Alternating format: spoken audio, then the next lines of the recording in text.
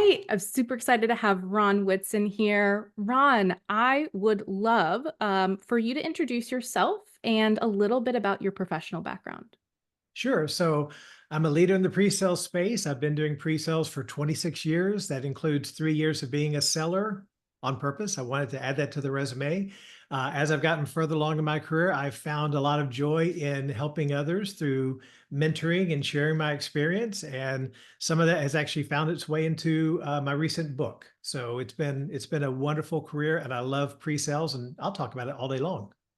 And what's your recent book, Ron? It is called A Friendly Human in Pre-Sales, and it has a very lengthy subtitle about the 7 timeless behaviors. But really, it's the story of my journey and the things that I had to add to my professional ability as a very technical person to succeed at selling stuff. And they talk about the people skills and the soft skills, but I think our engineer brains want those called out a bit more definitely. So I've come up with what I call 7 timeless behaviors I think every technical seller should practice. And the book kind of talks about that. It talks about how that manifested through my career. And then I tried to include some suggested resources. So if someone needs to work on one of these behaviors, some things that you could use for that. I love that, Ron. I cannot wait to read it when it comes out in a couple days. So, Ron, what inspired you to become a career advisor for PreSales Academy?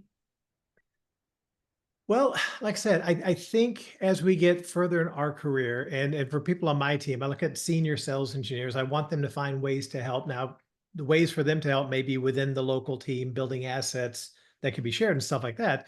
But I think as we get further along, looking for other opportunities to help and serve others is really important. And it was amazing when I came across the pre-sales collective. Again, being in this profession for a long time, and now we have a very large, very powerful, very cool professional organization that we all can be a part of. It's amazing. So when I started hearing about Pre-Sales Academy and this opportunity to participate, yeah, I stuck my hand up pretty fast and wanted to find out what could I do, how could I help, and it's been a lot of fun. Well, we've enjoyed having you every step of the way. Now, you have been a long-time career advisor and had have many, many students over the years. What do you think are the most important skills or mindsets that PSA students need to succeed in pre-sales? It's to me, it's really, really clear. It's 4 things that I always talk about. So if people are thinking about a career in pre-sales, this is kind of my litmus test, right? And the first one is you have to be a friendly human who can have a conversation. So obviously, friendly human, that's kind of a tag of mine. But what I mean by that is you've got to be able to sit down and talk to somebody in a normal way. And it sounds kind of silly, but trust me, I've known plenty of technical sellers who struggle at that. So that's the first one. The second one is I want you to be technically curious. You don't have to be the most, amazing programmer. You don't have to be the most technical person or have the most certifications, but I'd like to see a little bit of an example over time of how you demonstrated curiosity about picking up new technology, new software, not being afraid to mess up with it, just getting hands in and playing with it, because that's the life of an SE. You're not going to learn one platform and be done. You're going to learn so many platforms and so many technologies over your career. The third one is having the grit for the grind. My experience shows that the SE role is a very cyclical one as far as how busy you are sometimes. There were times when I had no idea how I was going to get everything done that I needed to get done.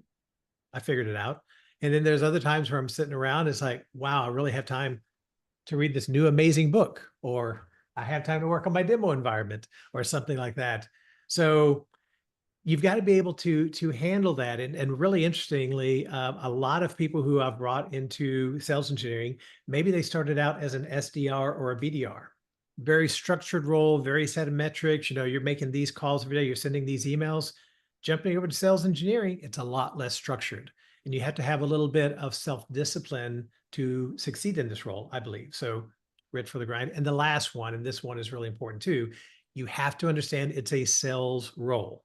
So if you're not comfortable with selling, figure out how to get there. And one of the best ways is something Chris White says, selling is serving. So if you can find a solution that you truly believe in, you really think that's going to help a customer, then you're not the used car salesperson, right? You're a consultant showing up, helping them make their life better. But if you're not comfortable with selling, and you don't sell anything, well, you're going to have a short career as a pre-sales professional and you're not going to make any money. So those are the four things I think are really important. I love that, and I will wholeheartedly agree with all 4 of them. Love that. Now, what have you thought as the most rewarding part of being a career advisor for PSA over the years? What you get back out of it. And again, I didn't know what to expect going into this. I mean, when I'm mentoring and coaching people on my team, I can see the results and they have appreciation, but doing externally, it's a little bit different. What I have found is that same kind of appreciation when people are new to the role and they've got access to someone who's been doing it for a while. I think sometimes we take for granted the things that we know and the things that we've learned and the experiences we've had. So sometimes just sharing those stories, people seem to pick something up from it. A direct benefit I've had is it sounds kind of silly, but when you share some of the same stories, when you share some of the same thoughts, when you share some of the same techniques over and over to different people, it kind of crystallizes the way you think about things. And for me, that crystallization certainly helped drive the development of the book because it really made things clear for me as far as what these behaviors were and why they're important. So being able to share my thoughts on this really did a good job of helping me get a very clear structure in place for how I want to share these thoughts in the book. I love that. That's fascinating. I can't wait to read the book.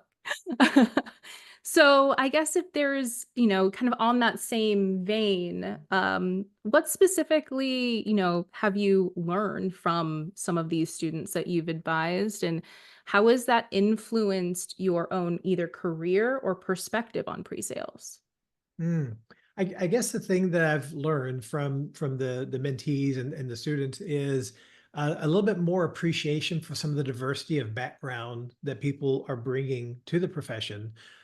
We've had teachers, right? We've had people from other industries, and I think that's great. What I share constantly with people is if you're coming from another industry, think about the software that industry consumes and look at that as a possibility for a career because you're bringing immediate expertise into that. So again, I think just appreciation for some of the different areas. I came to pre-sales from a highly technical role. I was the geek who could speak that you drug out of the basement, right? So um, having more people who are not that is a good thing for us. I love that. I love that. And I guess as again, you've been doing this for a number of years. You are one of the people that everybody loves to get mentorship and guidance from. So, how do you approach mentoring PSA students or giving career guidance? And are there any specific strategies or advice that you consistently offer?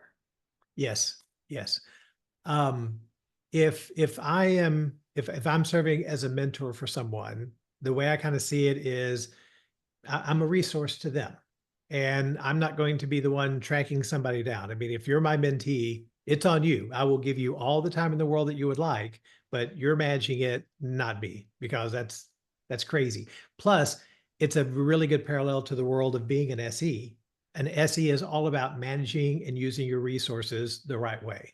Now, when we get into that conversation, it's really a chance for me to get into my discovery mode that I have as an SE, of course, right? So I want to have that conversation. I want to find out where the areas are where they may feel not as comfortable in the pre-sales role, or maybe there's an area that they're struggling with on their demo. Let's talk about that. Again, there's a lot of tools up here, so there's probably something that I could suggest that could potentially help. But at least we'll have a chance to, have a discussion and sound it out and talk about the challenge and see if there's any ideas to help correct it. I love that. I love that approach, and especially the piece around helping, it's a student's responsibility because that is so much of the pre-sales game. It's you Absolutely. have to be in control of your own destiny, and if you're not going to put in the work, you're going to have a hard time being successful. 100%. The people who I see who are most successful in this role are those people who are finding every tool and every resource around them and using it and building a rocket ship. The ones who kind of sit around waiting for someone to hand them everything, they're still sitting there down the road and they're not challenged and they're not very fulfilled, I don't think. 100%. Well, I guess how would you then say that you support students in overcoming some of the challenges they might face during the transition into going into pre-sales? Well, the biggest one I think is when you're going into something new, it's, well, I don't have any experience. And I think that I don't have any experience opens up a huge door for imposter syndrome to come, walking in and kicking down the door. So I think what we have to do is we have to give ourselves a little grace and understanding that no, we're not going to be experts at it from day one, but we can be really, really trained up and well prepared on all of our tools, and we're going to make some mistakes. And I think it's really important that we give ourselves the permission to make a mistake. In my book, I talk about I've made plenty of mistakes. I've made some really bad ones. I've made some really stupid ones. But the one thing I try to do from every one of those mistakes is figure out why it happened and put things in place so it doesn't happen again. And that's what you call learning. And that's what you call building wisdom. And sometimes that's hard and sometimes that's uncomfortable, but that's how we grow. We have to become uncomfortable. So I think that's number one, right? You have to understand that you're not going to be the best from day one. And sometimes that's tough because the people who are the best pre-sales people, we've got pretty healthy little ego. We believe that we're pretty smart. So I think we feel like we can go in and be number one from day one. No, you can be really good from day one, but I think the other thing is to understand that there's a lot to learn. And again, even 26 years in, there are things that I'm learning. And you say, how can that be? Well, there's technological things I'm learning, right? AI is new for everyone. I don't want to be sitting behind and falling behind on the artificial intelligence stuff. I use it almost every day. I would like to learn how to use it better. So there's courses for that. I think there's all kinds of leadership development that we can continually work on. So one last little thing on this is in Chris White's book, The 6 Habits of Highly Effective Sales Engineer, great book. He has this concept of an asymptote. So asymptote is a line that approaches another line, never touches it, gets pretty close, but never touches it. And that's the idea of pursuing perfection as a pre-sales professional. Perfection is that line that we will never hit, but we can keep on working towards it. And I think that's a really great mental model. If you're sitting at the top of your craft and you think, okay, I know it all, I learned it all, you are sadly mistaken, my friend. 100%. Doesn't matter how much you know, there is always more to learn. And, it doesn't matter who you can learn it from the person who has been in one day on the job. Yes. 100%. I love that. Love that. And then, um, can you share a time when a student's progress or success made you feel particularly proud or kind of stood out for you? This is the cliche answer, but it's all of them. And I've had so many great mentees over the number of cohorts. Art Hernandez, Cassie Tahara, my current mentee Manny. Shout out to Manny, Jennifer Grevis. Just so many good ones. And the part that really kind of makes me proud is one of the last things. And again, let me put a little plug in here. So if people are listening to this and they've not volunteered, being a mentor for the Pre-Sales Academy is actually a pretty light lift. If you know what you're doing, it's pretty light lift, right? It's a couple of phone calls and then it's a mock interview. So Liz, for me, the mock interview is where it all seems to kind of crystallize and where I really get to see how they've developed. And what I'm seeing from them is a confidence that they're exhibiting as they're answering these interview questions.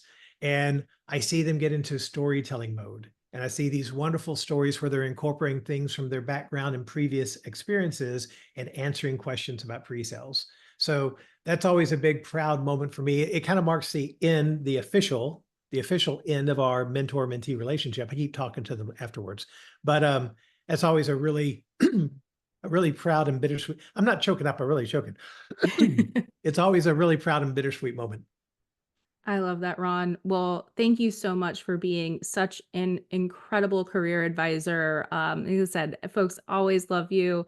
Thank you for Pre-Sales Academy would not be what it is today without you. So thank you so much. And looking forward to, you know, another, hopefully many more years of your mentorship and guidance.